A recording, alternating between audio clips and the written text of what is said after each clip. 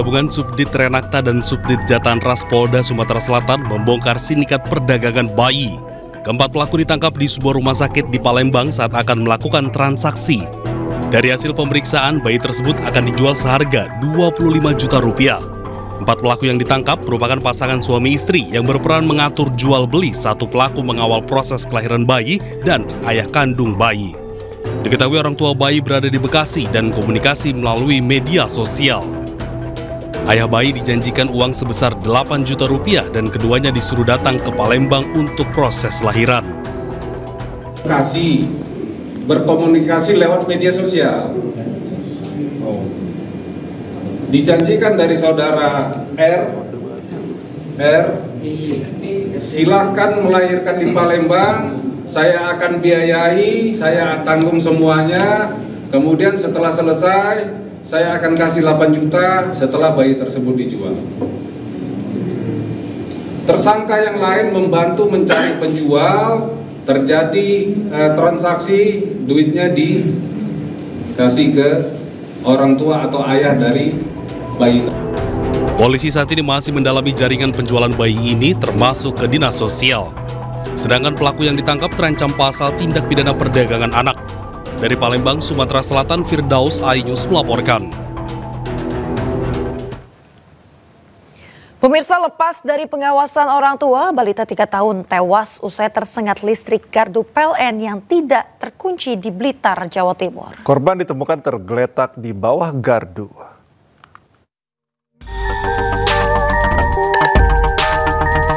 CCTV warga merekam kronologis kejadian tragis yang menimpa AR, balita 3 tahun, warga Desa Popoh, Kecamatan Selopuro, Kabupaten Blitar, Jawa Timur, yang ditemukan meninggal dunia usai tersengat listrik gardu PLN. Dari rekaman tersebut, korban membuka dan menyentuh kabel di dalam panel, kemudian korban terjatuh dan tak berdaya hingga ditemukan tewas di lokasi. Dari penyelidikan polisi, kejadian menimpa korban merupakan kelalaian dari dua pihak, yakni pihak PLN dan orang tua korban. PLN dinilai lalai, tidak mengunci panel gardu PLN, sementara orang tua korban biarkan balita malang tersebut lepas dari pengawasan. Hasil olah TKP dipastikan anak itu tersengat oleh aliran listrik yang ada di gardu PLN, di mana gardu ini ternyata tidak terkunci. Jadi langkah-langkah dari pihak kepolisian akan meminta klarifikasi dari pihak PLN yang rencananya pada hari ini akan dipanggil. Dari keterangan warga setempat, panel PLN sudah lama dan kerap terbuka karena tidak terkunci. Belakangan pun diketahui korban saat kejadian tinggal bersama sang nenek yang saat itu tengah mencuci, sementara kedua orang tuanya bekerja. Ya pun boleh nama bentang. Sing pemilik rumah pun nggih semerat lek niku jarang dikunci. Ada punya rencana itu. Nggih pun nate nang ngoten to. Kan mikirnya nggih ngeten PLN kan sering to survei keliling ngoten niku kan. Cuma kok mboten dianu mboten langkah. Kini kasusnya ditangani Satreskrim Polres Blitar. Lakukan pemeriksaan intensif dan memintai keterangan pihak PLN guna mempertanggungjawabkan insiden tersebut. Dari Blitar, Jawa Timur, Robi Ridwan melaporkan. Pemirsa, terbakar api cemburu, seorang pria nekat membakar motor di Kota Balai, Tanjung Balai, Sumatera Utara. Ya, aksi bermula dari pasangan pria dan wanita yang bertengkar di rumah korban.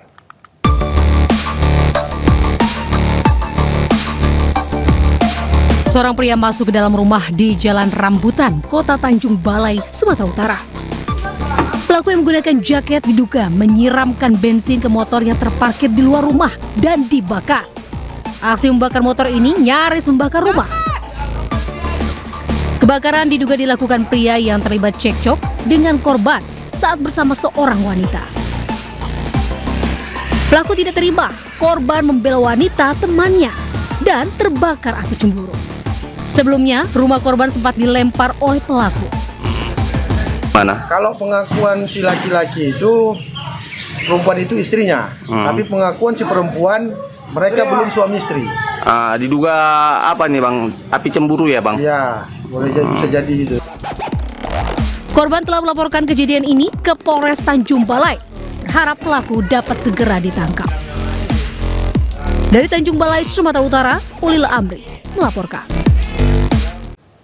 Pemirsa, masyarakat di sekitar perbatasan Desa Sidumulyo dan Desa Mojo Arum Kabupaten Tulung Agung digegerkan dengan penemuan kerangka manusia di lereng Bukit Pletes. Ya, kerangka manusia tersebut ditemukan dalam keadaan berserakan.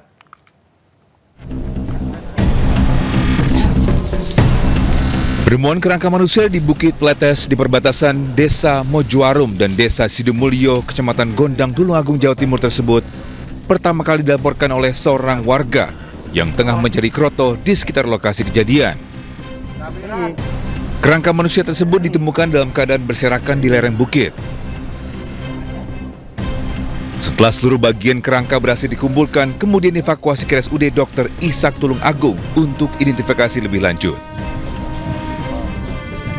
Di lokasi petugas juga menemukan sejumlah barang yang diduga milik korban, di antaranya kaos warna biru dongker dan celana pendek warna hitam. Berdasarkan pakaian yang ditemukan, korban diperkirakan berjenis kelamin laki-laki. Namun pihak kepolisian masih menunggu hasil pemeriksaan medis untuk memastikan identitas korban. Jadi seperti kita ketahui bersama tadi, untuk situasi kerangka dalam posisi sudah ada yang berserakan, mungkin karena posisi di lereng, jadi mungkin kena hujan, karena posisi tadi juga ada aliran air ya yang lewat di situ. Pihak kepolisian menghimbau masyarakat yang merasa kehilangan anggota keluarga dengan ciri-ciri untuk segera melaporkan ke Polsek Gondang atau ke RSUD Dr. Ishak Tulung Agung guna pencocokan ciri-ciri. Dari Tulung Agung, Jawa Timur, Anang Agus Faisal, iNews melaporkan. Pemirsa, nekat mencuri ponsel milik warga yang tengah memesan nasi goreng, seorang pengamen ondel-ondel diarak di Gambir, Jakarta Pusat. Modus pelaku meminta uang secara sukarela, namun diam-diam justru mengambil ponsel yang tergeletak di atas bangku.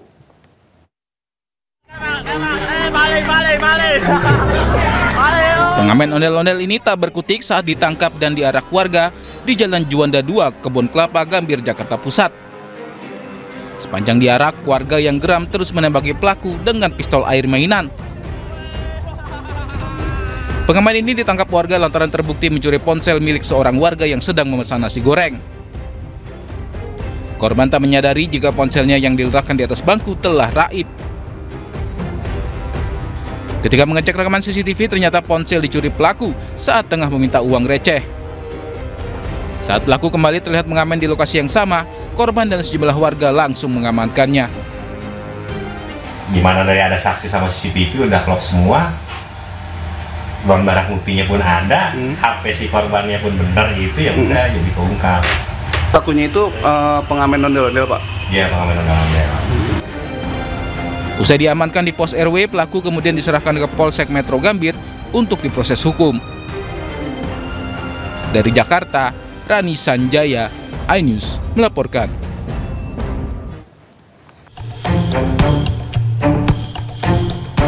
Kamera pengawas merekam pasangan suami istri yang merupakan pelaku pencurian yang beraksi di Kelurahan Meruya Selatan, Kecamatan Kembangan, Jakarta Barat. Melihat adanya sepeda yang terparkir di sebuah gang yang tidak dikunci, para pelaku yang berkendara sepeda motor tersebut langsung membagi tugas. Istri menunggu di sepeda motor sambil menggendong bayinya, sedangkan suami beraksi mencuri. Situasi yang sepi dan tidak adanya aktivitas warga membuat para pelaku leluasa membawa kabur sepeda milik warga. Pelaku datang dari arah sana, berdua suami istri, perempuan membawa anak kecil, ditaruh di depan, kemungkinan usianya masih kecil, masih bayi sepertinya. Nah, pelaku yang laki-laki sempat pura-pura nelpon kemari. Setelah dia melihat ke arah sana, merasa aman, pelaku langsung membawa kabur sepeda tersebut, lalu diikuti oleh istrinya membawa sepeda motor. Pak, itu memang sepedanya setiap hari itu ditaruh di sini, Pak? Ya, betul. Jadi sepeda itu memang karena beliau kerja menggunakan sepeda, terus lokasi rumahnya emang sempit, ya jadi tidak mungkin taruh di dalam, jadi dia taruhnya di luar. Atas kejadian ini, korban mengalami kerugian ratusan ribu rupiah. Korban tidak melaporkan kasus ini ke polisi, namun memviralkannya ke lingkungan warga dan media sosial. Kita ke informasi berikutnya, pemirsa. Lisa Mariana diperiksa sebagai tersangka kasus pencemaran nama baik Ridwan Kamil. Polisi tidak melakukan penahanan setelah Lisa diperiksa sebagai tersangka di Barreskrim Polri. Ya, oke, udah. Kami mendampingi klien. Selama 5 jam lamanya, Lisa Mariana diperiksa sebagai tersangka kasus pencemaran nama baik Ridwan Kamil. Lisa dicecar 44 pertanyaan. Usai diperiksa, Lisa tak banyak bicara. Ia hanya mengaku jika kasus ini memberikan banyak efek dalam hidupnya. Lancar, bapak-bapak yang di atas juga baik-baik banget, dan alhamdulillah aku bisa beraktivitas seperti sedia kala. Dah itu aja. Ya, terima kasih. Sementara itu pemirsa, pengacara Lisa Mariana, John Boy Nababan, mengaku kliennya akan kooperatif dan juga menjalani proses hukum hingga ke pengadilan. Menghargai semua proses-proses yang sudah dijalankan oleh Cyber Bandung, dan kita juga terima kasih. Ya, kedepannya kami siap untuk kooperatif dan Pemirsa, pimpinan Pondok Pesantren Ar-Rahman Basyaiban, Gus Yazid Basyaiban, melaporkan ancaman pembunuhan ke Polda Metro Jaya. Ancaman pembunuhan diterima melalui pesan singkat dari orang tak dikenal setelah Gus Yazid mengunggah konten di media sosial terkait dugaan penyalahgunaan dana Pilpres 2024. Gus Yazid mengaku tak hanya dirinya, namun juga istri dan anaknya turut mendapat ancaman serupa. Pihaknya berharap polisi dan pemerintah memberikan perlindungan serta mengungkap pelaku di balik ancaman tersebut. Dana Pilpres, ayo bantah. Kalau memang itu panjenengan merasa tidak menyunat dana Pilpres, bantah, tidak apa-apa. Gitu. Saya punya data, saya punya buktinya kok. Gitu. Tidak usah ngancam keluarga saya, tidak usah ngancam istri saya. Gitu. Istri saya ini shock ya, sampai teriak-teriak. Dia minta TikTok saya dihapus. Saya tidak akan hapus. Pemirsa, Kepala Desa Munjul Pandeglang, Banten, Iip Suramiharja, mengakui sosok laki-laki dalam video mesum yang beredar adalah dirinya. Dia menyebut aksi tak senonoh dalam video itu terjadi sudah lama sebelum dirinya menjabat sebagai kepala desa.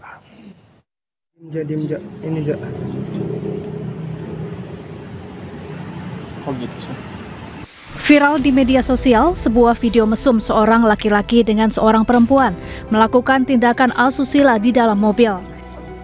Belakangan diketahui aktor dalam video tersebut merupakan Kepala Desa Munjul Pandeglang, Banten, Iip Suramiharja.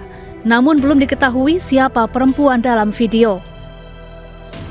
Iip yang telah menikah dan memiliki 2 orang anak ini mengakui sosok laki-laki dalam video mesum yang beredar adalah dirinya. Ia menyebut aksi tak senonoh dalam video itu terjadi sudah lama sebelum dirinya menjabat sebagai kepala desa. Saya dilantik kemarin kurang lebih tanggal 14 Agustus dan saya yakin dari tanggal 14 Agustus sampai hari ini kode etik, sumpah jabatan saya selalu jaga. Artinya saya yakin bahwa gelar peristiwa itu bukan sesudah saya dilantik sebagai kepala desa tambahan 2 tahun jabatan. Pertama bahwa didugakan itu di tempat umum. Saya jawab bahwa kalau didugakan tempat umum itu bukan tempat umum tapi tempat pribadi. Sementara itu, Pemkab Pandeglang akan menelusuri video viral tersebut termasuk memeriksa Kepala Desa Munjul. Dari Pandeglang, Banten, Iskandar Nasution, iNews melaporkan. Pemirsa, Kepala Satuan Pelayanan Pemenuhan Gizi Kota Bekasi, Jawa Barat, bantah ada dugaan kekerasan dan pelecehan seksual terhadap karyawati. Pada kasus dugaan kekerasan dan pelecehan, polisi masih melakukan penyelidikan.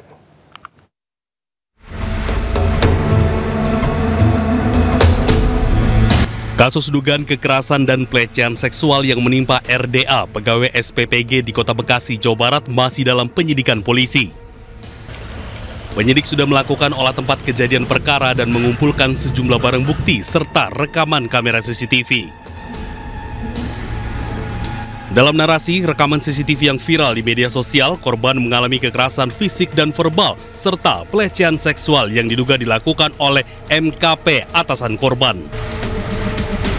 Ini yang mukul aku nih, namanya Muhammad Kevin Pradana. Gue kasih semua CCTV-nya ya. Emang lu pikir gue gak takut? Korban yang tak terima melaporkan atasannya ke Mapolres Metro Bekasi Kota. Selain itu, Muhammad Kevin Pradana, Kepala SPPG Bekasi Selatan, membantah semua tuduhan korban. Bisa saya jelaskan, kemarin itu saya megang tangan dia itu bukan tindakan, bukan pelecehan, tapi saya sedang minta maaf kepada dia untuk memulai bekerja besok lagi secara normal. Sebelumnya, penyidik unit PPA Satreskrim Polres Metro Bekasi Kota telah melakukan olah tempat kejadian perkara untuk mengetahui rangkaian kasus tersebut. Polisi juga memeriksa sejumlah saksi-saksi. Sementara itu, rekaman CCTV di lokasi kantor SPPG Jatimekar juga turut disita. Terhadap perkara dimaksud, kita sudah terima laporan polisi dan anggota kami juga sudah melakukan pengecekan TKP. Sementara ini nanti kita akan jadwalkan untuk permintaan keterangan dari para pihak. Sementara itu dulu yang bisa saya sampaikan, karena pelapor belum bisa menghadiri, kita meminta keterangan. Sebelumnya, video viral di media sosial seorang karyawati SPPG dinarasikan dianiaya atasannya di SPPG wilayah Jatimekar, Kota Bekasi, Jawa Barat. Selain kekerasan fisik, korban disebut juga mengalami pelecehan seksual oleh terduga pelaku. Tim Liputan iNews melaporkan. Terima kasih Anda masih bersama kami di iNews Pagi pemirsa. Kebakaran hebat terjadi pada sebuah ruko penyedia oli dan suku cadang motor di Kota Padang, Sumatera Barat. Seorang korban dilaporkan tewas terbakar dalam kejadian ini.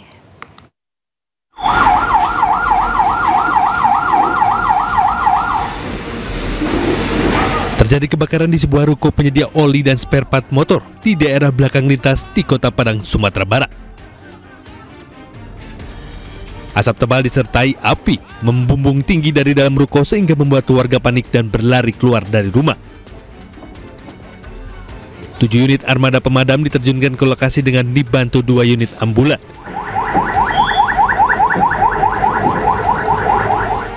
Setelah api berhasil dijinakan, petugas menemukan seorang korban tewas di dalam ruko. Tadi ada korban jiwa 1 orang, lebih kurang umurnya 30 tahun. Jenis kelamin Pak? Laki-laki. Ini karyawan atau bagaimana nih Pak? Pemilik. Satu ruko beserta isi dan 2 unit sepeda motor hangus terbakar. Kerugian ditaksir mencapai 1,5 miliar rupiah, sementara 4 bangunan lainnya berhasil diselamatkan. Hingga kini penyebab pasti kebakaran masih dalam penyelidikan pihak berwenang. Dari Padang, Sumatera Barat, Budi Sunandar, iNews melaporkan. Pemirsa, hujan deras di Mamasa, Sulawesi Barat memutus jembatan penyeberangan menuju lokasi perkemahan pramuka. Sejumlah siswa sempat terbawa arus saat menyeberangi sungai yang meluap.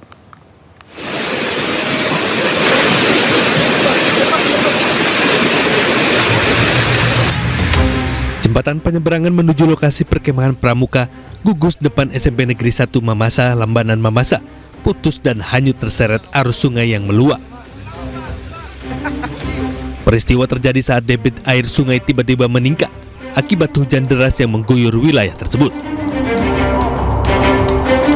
Sejumlah wali murid yang sudah terlanjur menyeberang langsung panik karena tak bisa balik menyeberang usai melihat anak-anaknya di lokasi perkemahan. Pihak kepolisian bersama tim rescue BPBD Mamasa langsung diturunkan ke lokasi untuk membantu proses evakuasi.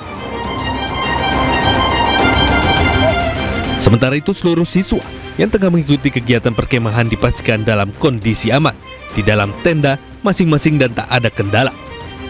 Tidak ada korban jiwa dan saat ini kondisi air dilaporkan sudah mulai surut. Dari Mamasa, Sulawesi Barat, Friendly iNews melaporkan.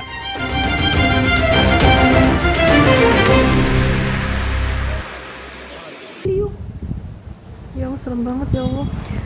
Angin puting beliung terjadi sekitar pukul 12.55 waktu Indonesia Barat membuat warga Kampung Setu, Kecamatan Bojonggede panik. Angin menerjang rumah warga dan menyebabkan kerusakan. Sejumlah atap rumah warga porak-poranda diterjang angin puting beliung. Warga hanya bisa berlindung di dalam rumah mereka menunggu angin puting beliung mereda.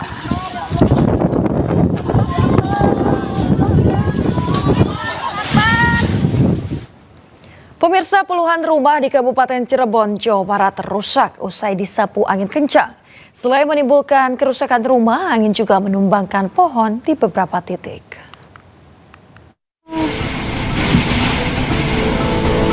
Kepanikan terjadi saat angin kencang melanda kawasan perumahan Kabupaten Cirebon, Jawa Barat. Pusaran angin yang datang dari barat ke arah timur menyapu atap yang dilaluinya.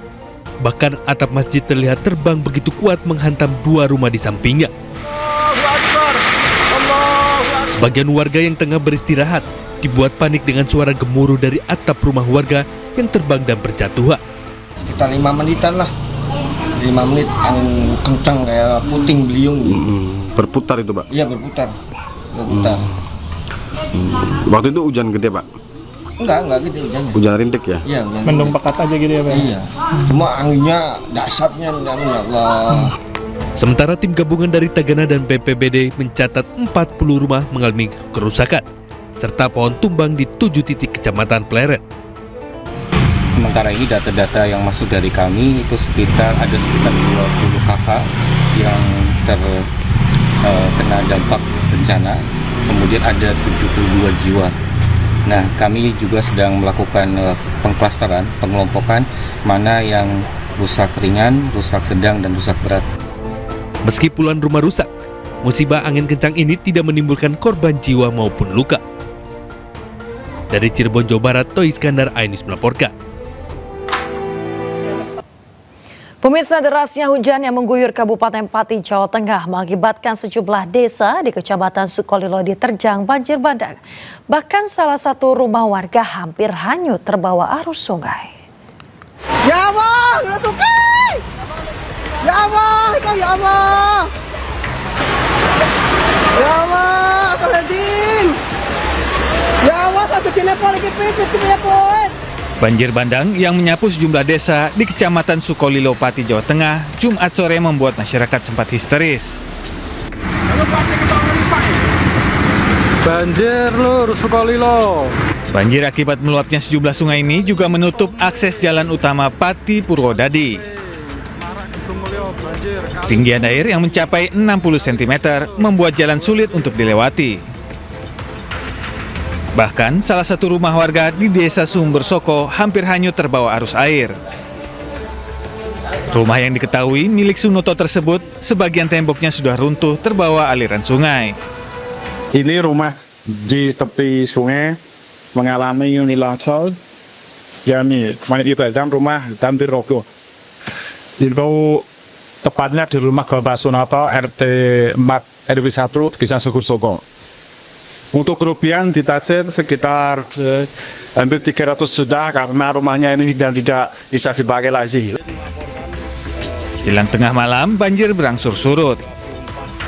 Petugas BPBD bersama relawan dan masyarakat gotong royong membersihkan sisa lumpur di jalan untuk menghindari terjadinya kecelakaan. Kuat dugaan banjir ini akibat gundulnya hutan di kawasan Pegunungan Kendeng. Dari Pati, Jawa Tengah, Vindi Agil, iNews melaporkan.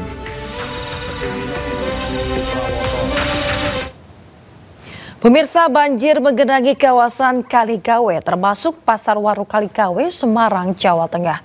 Akibatnya pedagang terpaksa berjualan di pinggir jalan dan mengalami penurunan omset.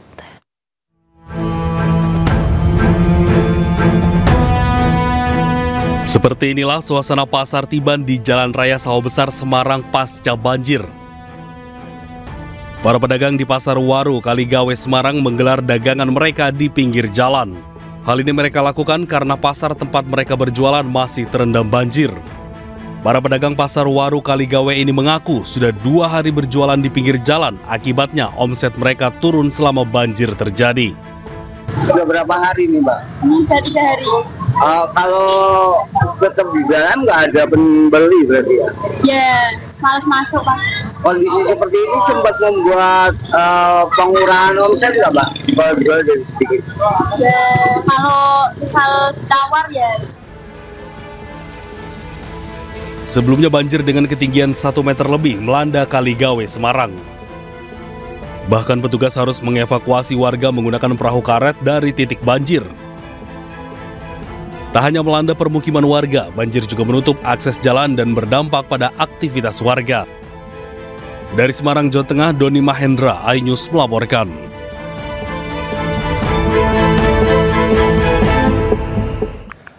Pemirsa, Gubernur Jawa Barat Deddy Mulyadi datangi Badan Pemeriksa Keuangan Provinsi Jawa Barat.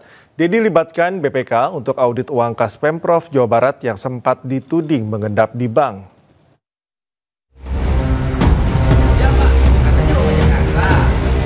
Gubernur Jawa Barat meminta Badan Pemeriksa Keuangan untuk memeriksa kas pemerintah Provinsi Jawa Barat. Hal ini dilakukan di tengah tudingan adanya dana yang mengendap di rekening bank milik Pemprov Jawa Barat. Deddy Mulyadi menampik tudingan itu dengan meminta BPK melakukan audit dan hasilnya akan diumumkan. Justru kedatangan ke BPK ini meminta BPK untuk melakukan pendalaman terhadap alur kas pemerintah Provinsi Jawa Barat karena BPK yang punya kewenangan untuk melakukan pemeriksaan. Jadi yang menilai apakah ada anggaran yang diendapkan di Provinsi Jawa Barat yang harus menyatakannya adalah BPK karena dia punya kewenangan melakukan audit. Gitu. Berarti yang dituduhkan Pak Purbaya itu dana apa?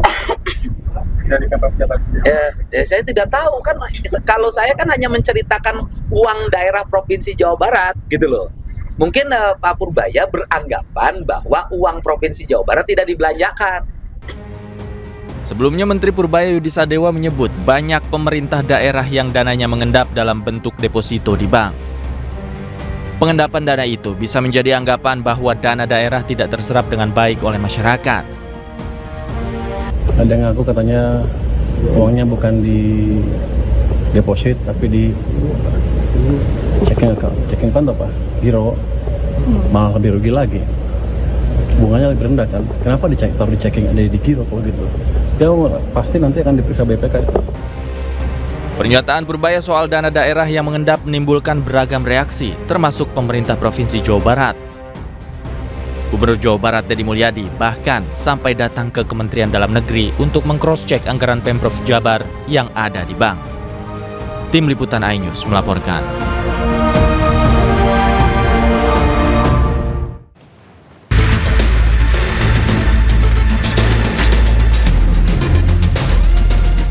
Pengamat kebijakan publik Bonatua Silalahi menerima salinan fotokopi ijazah Presiden ke-7 Indonesia Joko Widodo dari Komisi Pemilihan Umum RI pada Jumat pagi. Salinan tersebut digunakan Jokowi saat mencalonkan diri sebagai presiden pada 2014. Bonatua menjelaskan salinan ijazah yang diterima ini masih ada bagian yang tertutup. Ia pun mempertanyakan alasan sejumlah informasi di salinan ijazah Jokowi ditutup. Yang diberikan itu adalah fotokopi terlegalisir, ini apa ya, fotokopi dari fotokopi. Jadi ini agak beda dengan 2019, ternyata 2014 itu semua masih manual. Jadi peserta memberikan fotokopinya, fotokopi terlegalisir dari universitasnya, lalu disimpan oleh KPU, dan KPU memfotokopinya, inilah yang dikasih ke saya. Sementara pakar telematika Roy Suryo mengaku menemukan keanehan setelah melihat dokumen tersebut. Menurut Roy, ijazah milik Jokowi yang diterbitkan Universitas Gadjah Mada palsu. Roy menambahkan dokumen ini akan dijadikan bukti baru untuk diserahkan kepada Bareskrim Polri. Kalau beliau sih nggak usah didatangi, cukup kita cek saja apakah yang ada. Ini ada sesuatu yang menarik, ya. Saya lihat aja udah terjadi sesuatu yang aneh, tapi nggak apa-apa ya, itu nanti akan kita rumuskan dalam press conference beberapa waktu lagi, karena ini berarti ya Mike bisa lihat ya. Saya udah ngerti maksudnya. Maksudnya ada yang aneh. Ada yang aneh. Bisa sama. Nah, tapi nanti akan kita sampaikan pada konferensi pers ya. Nanti dulu ya, gitu. Jadi ya, signifikan nggak aneh? Sangat signifikan, sangat signifikan anehnya. Ya. Pak Roy bawa yang STP-nya, tanda tangannya. Ya, bisa mengarah bahwa terjadi kepalsuan. Dah kata kuncinya itu. Udah. Jadi 99,9% tetap palsu. Roy Suryo dan kawan-kawan saat ini tengah mengumpulkan sejumlah salinan ijazah Jokowi yang digunakan dalam beberapa pemilihan umum yang diikuti Jokowi. Mereka sudah mendapatkan salinan ijazah Jokowi terlegalisir mulai dari yang digunakan saat Pilkada 2010 di Solo, Pilkada DKI Jakarta 2012, dan Pilpres pada 2014 serta 2019.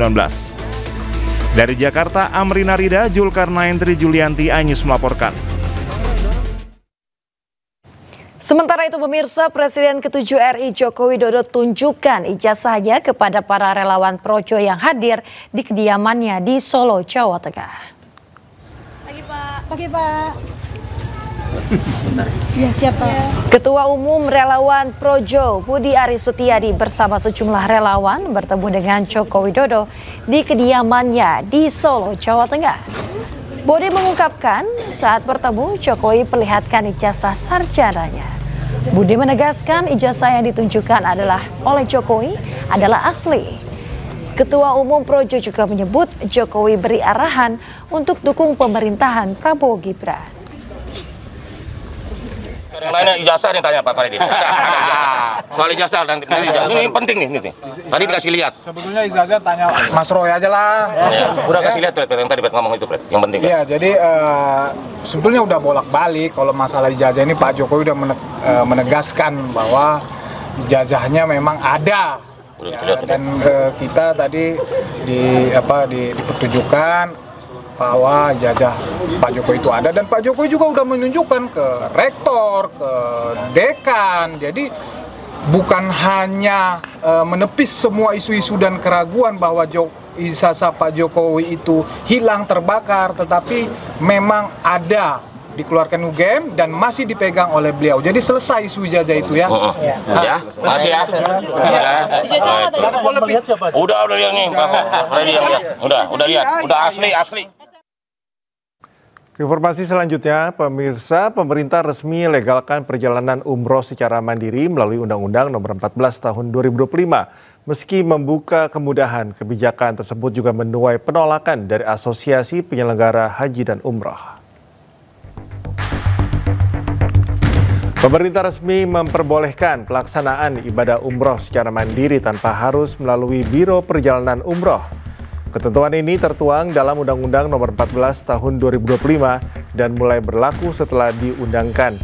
Dengan demikian, jemaah kini memiliki keleluasaan mengatur sendiri perjalanan umroh, termasuk pengurusan visa, tiket, akomodasi, dan kebutuhan ritual tanpa melalui pihak ketiga. Namun kebijakan ini menuai penolakan dari Asosiasi Penyelenggara Haji dan Umroh seperti Ampuri. Kami penyelenggara resmi tentunya tidak aneh dan juga tidak khawatir ya dengan narasi dan konteks umroh mandiri ini tentunya. Karena memang sebelumnya pun pemirsa, dalam pasal 87A terdapat 5 syarat yang harus dipenuhi jemaah untuk dapat berangkat umroh secara mandiri, yaitu sebagai berikut. Nomor 1 tentunya beragama Islam, kemudian memiliki paspor yang masih berlaku minimal 6 bulan, kemudian memiliki tiket pesawat pulang pergi ke Arab Saudi, memiliki surat keterangan sehat dari dokter, dan selanjutnya memiliki visa serta bukti pembelian paket layanan dari penyedia resmi melalui sistem informasi kementerian. Pemirsa, Indonesia dan Malaysia berupaya meningkatkan mutu pendidikan. Sejumlah langkah dilakukan, salah satunya melakukan pertukaran pelajar dan tenaga pengajar.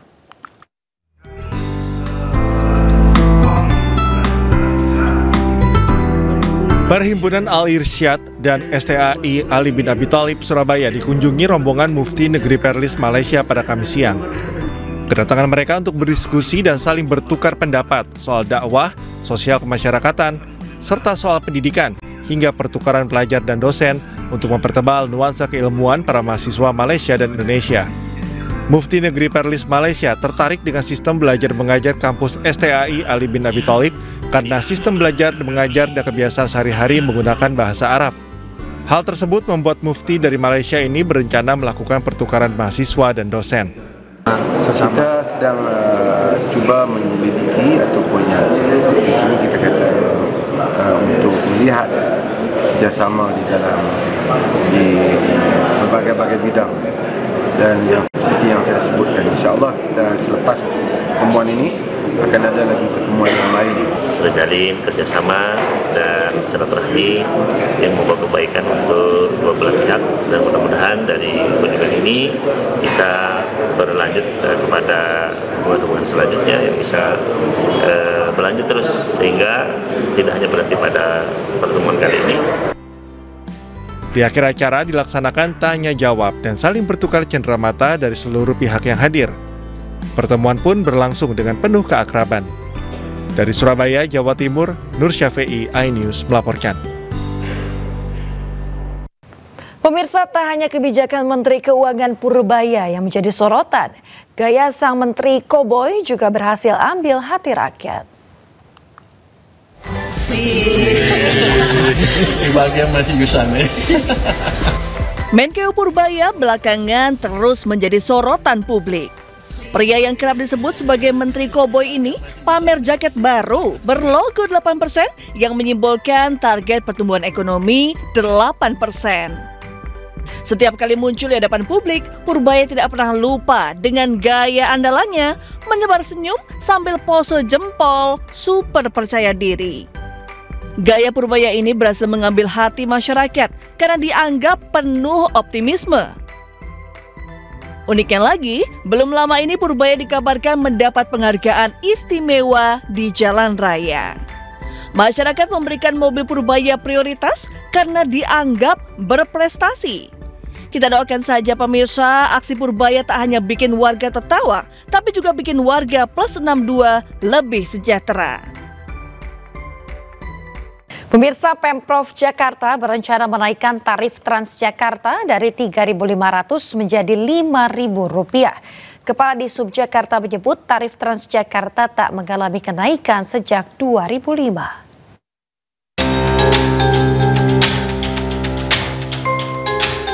Rencana kenaikan tarif Transjakarta kembali mencuat.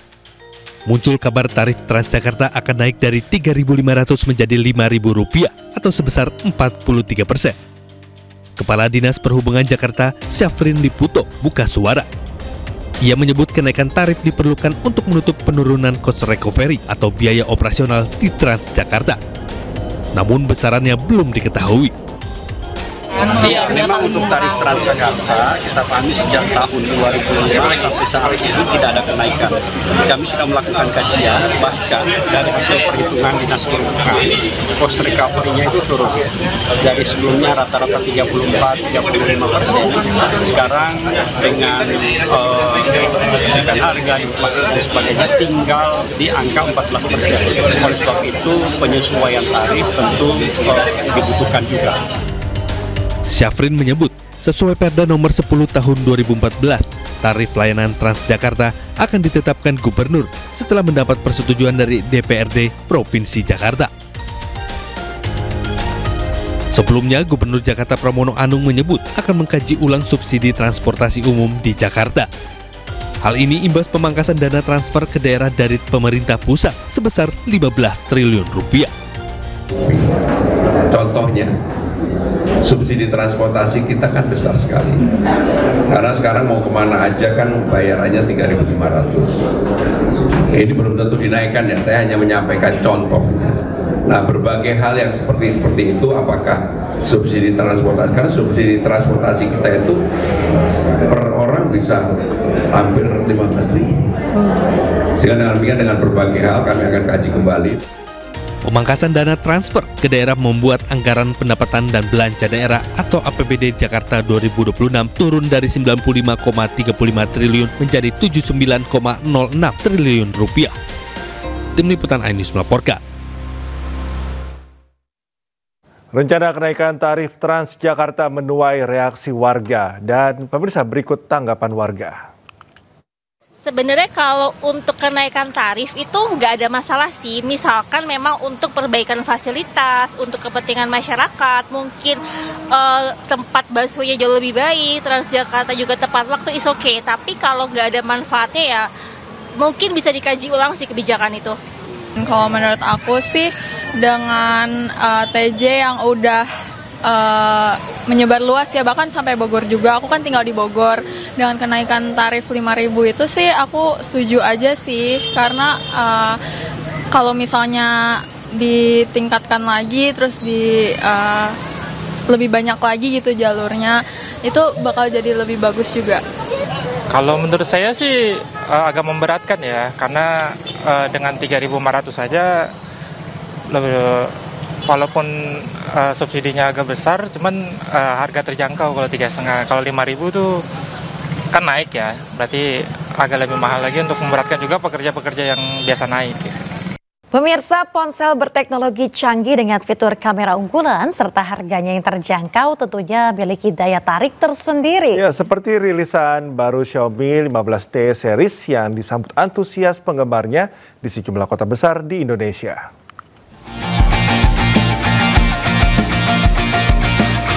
Para penggemar gawai dan pencari smartphone premium dengan harga kompetitif kini punya pilihan baru yang patut diperhitungkan. Xiaomi resmi meluncurkan ponsel semi-flagship terbarunya Xiaomi 15T series di Indonesia dalam dua varian, yakni 15T dan 15T Pro. Melanjutkan lini T series sebagai penerus Xiaomi 14T, ponsel membawa sejumlah peningkatan terutama pada sektor fotografi dan videografi. Perangkat ini dibekali layar berteknologi canggih, kamera telefoto Leica, serta baterai jumbo yang menunjang berbagai kebutuhan, mulai dari fotografi hingga produktivitas. Xiaomi 15T menawarkan performa mendekati kelas atas, tentunya dengan harga yang lebih terjangkau. Antusiasme tinggi terlihat dari panjangnya antrian dalam acara penjualan perdananya di Jakarta dan sejumlah kota besar lainnya. Kami resmi launch 15T di Indonesia, yang produk yang terbaru dengan performasi lebih kencang, dengan fotografi bekerjasama dengan Leica. Banyak Xiaomi fans di Indonesia senang sekali, excited sekali. Xiaomi bisa bawa terbaru 15T ke Indonesia. Perjuangan juga saya dari Bogor ke sini ngincer ada bonusnya juga air purifier itu buat kamera ya. Nah, sekarang kan handphone tuh nggak cuma buat daily aja, kamera tuh penting juga gitu, apalagi pakai Leica. Pada kesempatan ini, aktor kenamaan tanah air Dion Wiyoko turut hadir dan menyampaikan kekagumannya dengan fitur telefoto Xiaomi 15T. Kecanggihan fitur kamera dengan teknologi terbarunya tentu memiliki daya tarik tersendiri. Ini biar pistolnya nampak. Oh iya kan. Yang ini. Badan Narkotika Nasional Provinsi Kalimantan Tengah menangkap seorang pria bernama Maman alias Wahyu Bastaman. Ia ditangkap di Kabupaten Pulang Pisau setelah menipu seorang wanita bandar narkoba berinisial S hingga 600 juta rupiah dengan modus mengaku sebagai perwira BNNP Kalteng berpangkat AKBP. Dari tangan pelaku, petugas juga menyita sepucuk senjata api organik pabrikan beserta 4 butir peluru aktif dan sebuah rompi. Terungkapnya kasus ini berawal saat petugas menangkap tersangka pengedar narkoba berinisial Y dan S di Kabupaten Gunung Mas. Benar, saudara Maman ini yang mengaku selaku perwira BNN pernah menjual narkotika jenis sabu kepada tersangka IPA. Itu saat itu 6 on sekitar 2-3 bulan yang lalu. Pelaku beserta barang bukti kini diamankan di kantor BNNP Kalimantan Tengah dan kasus ini masih dikembangkan oleh petugas. Dari Palangkaraya, Kalimantan Tengah, Ade Sata, iNews melaporkan. Pemirsa, pengungkapan kasus narkoba yang dilakukan Polri selama Januari hingga Oktober 2025 mencapai lebih dari 38.000 kasus. Sementara itu lebih dari 197 ton barang bukti narkoba disita.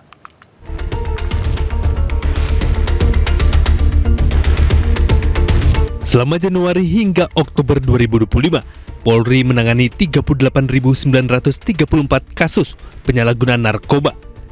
Selama itu pula pihak kepolisian telah menetapkan 51.753 tersangka dan 150 diantaranya merupakan anak-anak.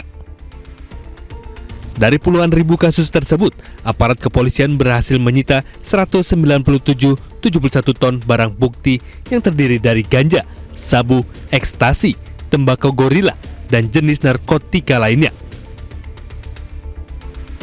Kabarreskrim Polri Komjen Pol Syahardiantono menyatakan keberhasilan ini merupakan wujud sinergi dan kolaborasi lintas lembaga, mulai dari BNN, Bea Cukai, Kemenkumham, hingga TNI dan instansi penegak hukum lainnya.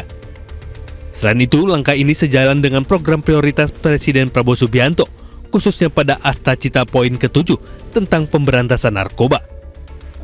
Pemberantasan narkoba, pencegahan narkoba ini merupakan program dari pemerintahan sekarang Presiden Pak Prabowo Gibran. Adanya Asta Cita. Cita ke-7 salah satunya adalah pencegahan dan pemberantasan narkoba. Ini harus kita lakukan terus-menerus. Kabarreskrim juga menegaskan komitmen Polri dalam menindak tegas siapapun yang terlibat dalam jaringan narkotika, termasuk anggota Polri sendiri. Sementara itu, selain menindak jaringan narkotika, Barreskrim Polri juga mengusut tindak pidana pencucian uang dari kejahatan narkoba. Selama Januari hingga Oktober 2025, aset yang disita mencapai 221,38 miliar rupiah dari 22 kasus dengan 29 tersangka. Barang bukti berupa uang tunai, kendaraan mewah, alat berat, perhiasan, hingga properti disita untuk memiskinkan pelaku. Tim Liputan iNews melaporkan.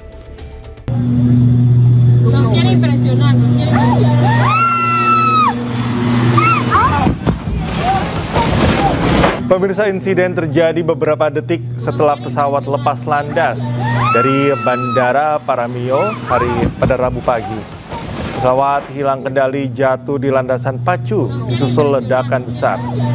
Penyebab pasti kecelakaan belum diketahui, namun diduga pesawat jatuh setelah ban meletus saat lepas landas. Akibat insiden ini 2 orang tewas sementara 2 lainnya luka serius.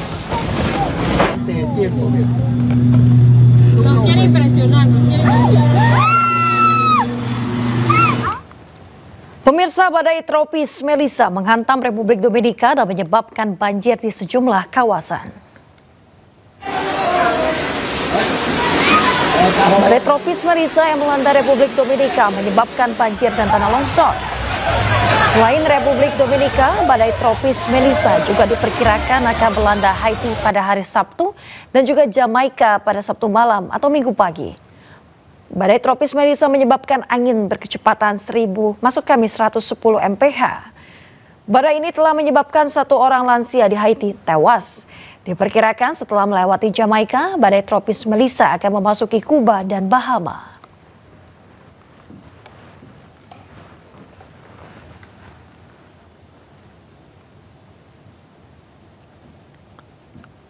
Dua pekan sejak gencatan senjata Israel dengan Hamas, situasi kemanusiaan di Gaza masih memprihatinkan. Warga Gaza masih menghadapi kelaparan meski akses truk bantuan kemanusiaan telah dibuka.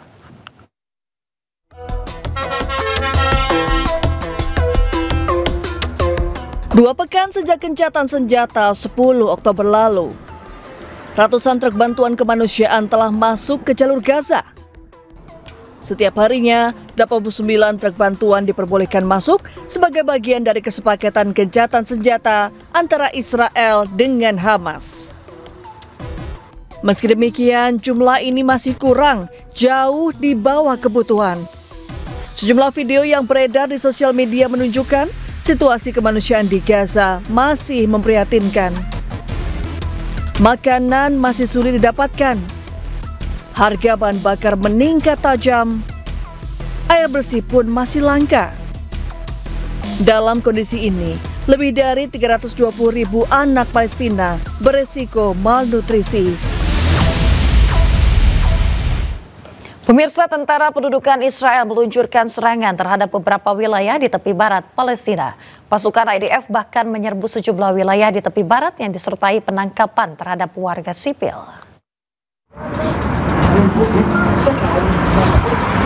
Serangkaian serangan dan penyergapan dilakukan oleh tentara pendudukan Israel, IDF, terhadap beberapa wilayah di tepi barat Palestina.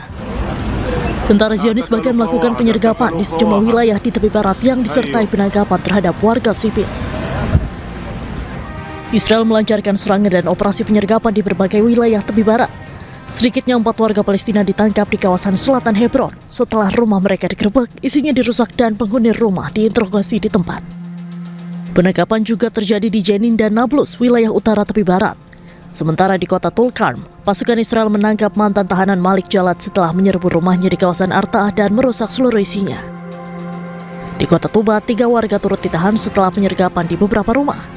Militer Israel mengklaim ketiganya terlibat dalam pelemparan alat peledak ke kendaraan militer beberapa hari lalu yang melukai 2 tentara IDF.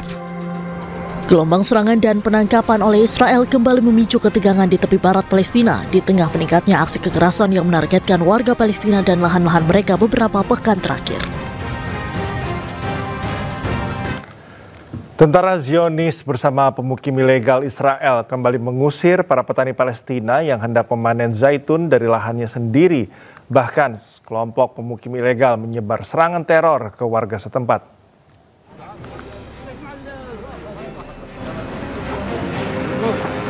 Sejumlah tentara pendudukan Israel dan pemukim ilegal nampak menghalangi dan mengusir para petani yang ingin menuju ke kebunnya untuk memanen zaitun. Di tengah musim panen zaitun yang seharusnya membawa harapan, pasukan pendudukan Israel justru mengusir warga Palestina dari lahan mereka sendiri di Hebron. Rekaman menunjukkan warga Palestina yang tengah memanen zaitun dipaksa meninggalkan kebun mereka. Sementara pasukan Zionis membawa senjata membatasi akses ke lahan pertanian. Para pemukim ilegal yang dilindungi oleh pasukan IDF tak segan mengusir warga Palestina untuk masuk ke lahan mereka sendiri. Mereka bahkan memblokade jalan agar warga Palestina tidak bisa melintas. Tak hanya itu, sekelompok pemukim ilegal bahkan melakukan serangan teror terhadap warga Palestina di wilayah Masa Feryata dengan menggunakan motor ATV. Mereka berniat untuk menyebar teror ke warga Palestina yang tengah tertidur di malam hari.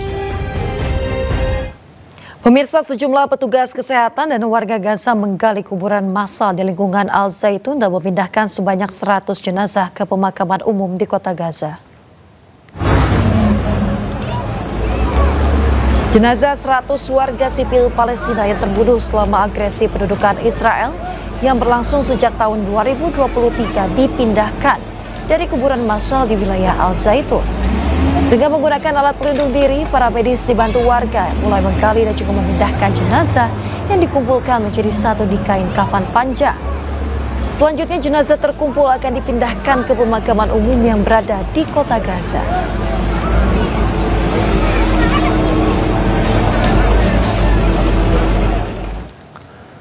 Hancurnya fasilitas kesehatan di Gaza membuat para penyintas kanker harus mencari alternatif berobat agar bisa bertahan hidup. Hampir 200 penderita kanker asal Gaza berobat di Yordania.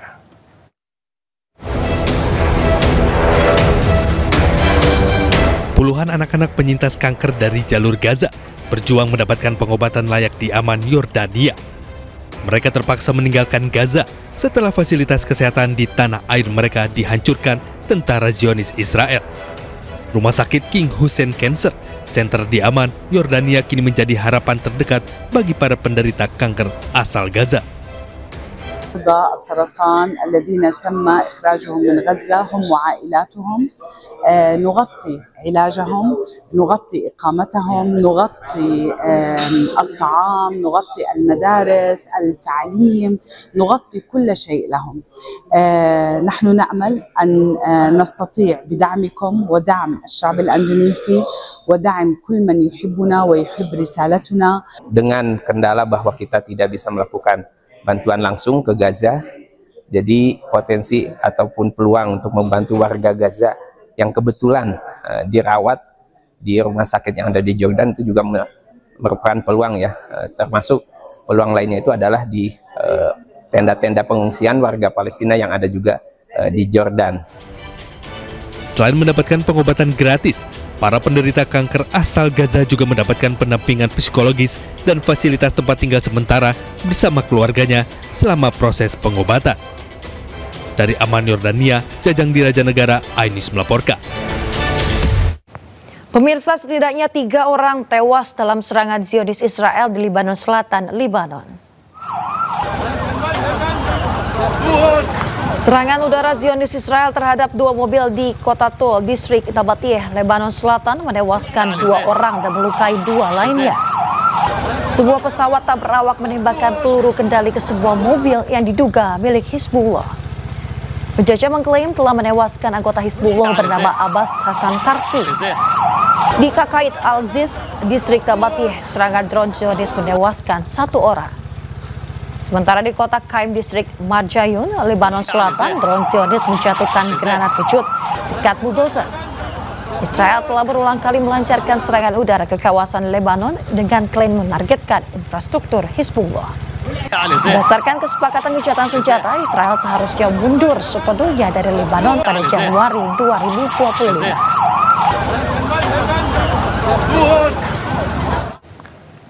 4 orang dilaporkan tewas akibat serangan udara Israel di wilayah timur dan selatan Lebanon.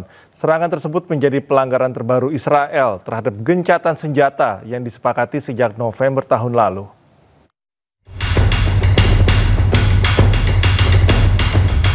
Pesawat-pesawat tempur Israel meluncurkan serangkaian serangan di pegunungan timur Beka, Lebanon dekat perbatasan Suriah. 2 serangan lainnya menghantam wilayah Hermel di timur laut Lebanon.